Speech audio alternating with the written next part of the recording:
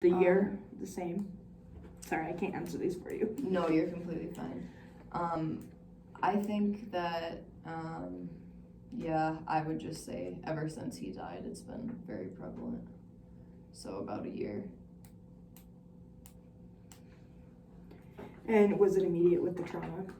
Yeah, at first I feel like it was, like I was just in complete shock. I didn't even believe he was gone, but once it really set in, like once the funeral and I saw the body and his casket and everything, then it became very real to me, so. So, aside from honoring his legacy, what else has been helpful with you? Just in dealing with his death, right? I think that another thing that has really helped me is I've been trying to donate some extra money to military charities, and that makes me feel that in a way I'm keeping his memory alive and that I'm still contributing to his life and what he would have wanted and his brothers and sisters that fought with him. So that helped me a lot too, just knowing that I could help other military families and stuff like that. So that's a great cause though. Is there anything else that brings you here? I mean, it all ties in, but just wanting to be a better father and be there for my kids, because that I feel like might have suffered a bit my parenting skills just because of the sudden death and unexpectedness of it. It's gonna take a toll on everybody. Yeah, absolutely. So as far with your parenting and your parental relationships, is it on a 1-10? I mean, is it going good? Are you? I would say I'm doing, like, on a scale of 1 to 10 in terms of my parenting skills, probably like an 8, which I mean is pretty good, but I would like to be a 10, but I can't say that I'm a 10 because I know I've been lacking in certain areas, so. I don't know if anybody's a 10 in that one. So it's all tied in, so we're gonna say it's about a year. Yeah, same. For sure. And the symptoms, same. Yeah. Now, before Jared, were you really close with your kids? Were you a lot closer? Yeah, I've always been very close with them, but I always did kind of feel that they preferred Jared, not in I'm not jealous or anything of it, but I was more of the stricter parent who kind of dealt with like discipline and all that. So I've always been close with them, but it was a different kind of relationship than they had with their other dads. So that I think maybe a little bit hard for them to grasp, that the more nurturing. So now you have to bring that Yeah, in. exactly. And that's another thing that I'd love help with. So in the past with the parenting, what has been helpful with that? Have you done any parenting classes or? I've tried to not only do parenting classes, but also just individual counseling for myself, but I really feel that I need to do more than what I've done. I only went to 1 or 2 sessions just because it was really hard to open those old wounds again, but now I feel I'm ready to pursue counseling again. I think for myself and my kids, it will be good. Break through those walls. Yes, absolutely. So can you think of anything else that brings you in here? Not more than the alcohol and the parenting issues, but I think it all ties in. The core of everything is just the grief, so if I can get at the grief, then I think the other problems will easily be solved. I agree with that. I definitely agree with that.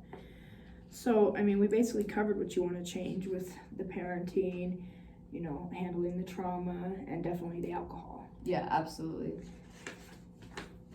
Have you ever been to a psychiatrist or a counselor?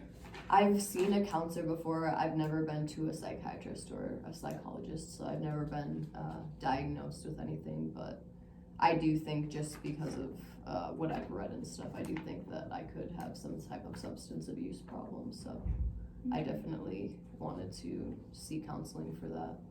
And when you went to the counselor, did they give you anything? I felt kind of like, not necessarily judged, but I just didn't feel like it was a good fit. Due to my lifestyle of me and my husband both being men, I can see how certain people would not approve. So I felt like the counselor that I went to was kind of biased, and it made me not want to go back anymore because I didn't feel like they were really seeing me as like how they saw their other clients. So. And that makes it worse. You can't open up to somebody that Absolutely, yes. isn't being honest with you. And was this here in the Springs? No, it was back in my other state that I used to live. When my husband passed away, I just couldn't stay in that house anymore, so I relocated my family here. Okay. And where was that at? But where I relocated to, Where you came from? or where I came from, I'm sorry, Nevada. Nevada.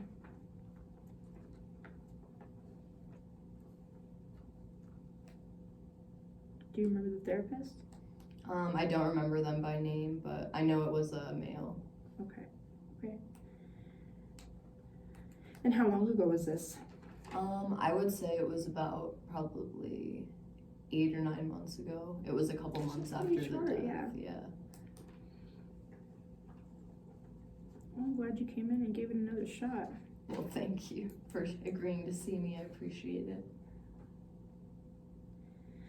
So, I mean, there wasn't too much you appreciated about the counselor because he was judgmental, so Yeah, we're gonna nix that one. yeah, I definitely felt like it wasn't a good fit. And that happens. You know, not everybody is the same cup of tea, you know? Yep.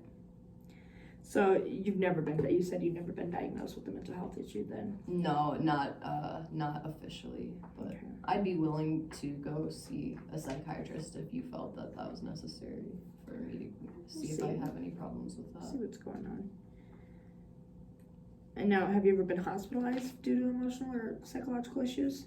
No, I haven't. I've tried to keep most of what's going on with me just under wraps, and I've tried not to do anything that would publicize it or Right. make it known. So Keeping your business to yourself. yeah, especially just for the sake of my kids, I wouldn't want them to suffer the fallout of Yeah. me going off the rails. Okay, so now with depression, what would you say? I mean, because obviously you've had a heart trauma, so. Absolutely.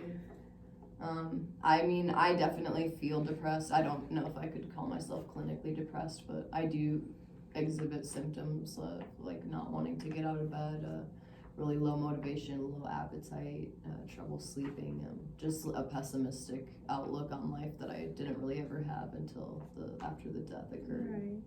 Which is So. normal. Difficulty dealing with the anger and the frustration. Are you having a hard time with that? I would say I am angry and frustrated. I think that does play a part in some of my wanting to escape, but it's just so frustrating that my husband was fighting for our country and someone took his life, and but there's nowhere or no one really to place the blame on. He knew the risks when he went out, and I mean, maybe some of that anger is a little bit towards him, as messed up as that sounds, but just the fact of he had taken on this very dangerous job, knowing that he had a family and kids and knowing the risks. So it's frustrating to feel that abandonment due to that, but I know it's not his fault, obviously, what happened, but I would be lying if I said that I wasn't a little bit upset about him doing that, because we had a lot of back and forth about him joining the military, because I was worried about that, because I did want to start a family, and so I think anger definitely plays a part in the grief, I think, just because of those reasons. It's understandable. Yeah. Like I said, it's normal. Suicidal or homicidal thoughts? No, not at all. I could never leave my kids. That's good to hear. Now, obviously we talked about depression, and Yeah. anxiety usually goes with it, so. Yeah. I would say the anxiety for me mostly stems from the fact that I have these issues and the fact that I have these kids depending on me, and that can be a lot. Money wise, financially, I think that I'm doing pretty well. I get money because of my husband's death, and I've been able to pick up jobs here and there, but I'm not doing as well as I'd like, but that can be a little source of anxiety, just worrying about how am I gonna put the kids through college on one salary and all this. So those are things I think about, but other than that, I would say the anxiety isn't too bad. But Will you still get benefits and stuff because of his death? yeah, So because that'll help him get through college, right? yeah, that will. I worry that I'm not going to be able to provide like enough of what they need, and not necessarily even just financially, but emotionally as well, just because of where I'm at. So I worry about the inadequacy of being a good parent. So We all do. well, good to know that I'm not the only one. So, have you had panic attacks? Are you aware what panic attacks are? Yeah, I know they are. I've never had one personally. So. Good. And you've never been diagnosed with anything, so are you aware with mania? With like bipolar? Mhm. Yeah, no, I've never been diagnosed, so I know